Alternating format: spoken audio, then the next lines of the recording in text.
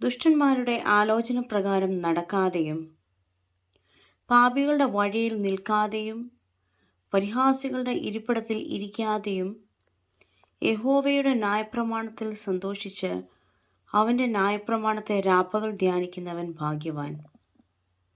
അവൻ ആറ്റരികത്ത് നട്ടിരിക്കുന്നതും തക്ക കാലത്ത് ഫലം കായ്ക്കുന്നതും ഇല വാടാത്തതുമായ വൃക്ഷം പോലെ ഇരിക്കും.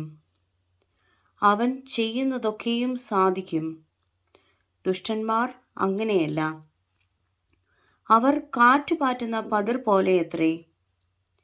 ആകയാൽ ദുഷ്ടന്മാർ ന്യായവിസ്താരത്തിലും പാപികൾ നീതിമാന്മാരുടെ സഭയിലും നിവർന്നു നിൽക്കയില്ല.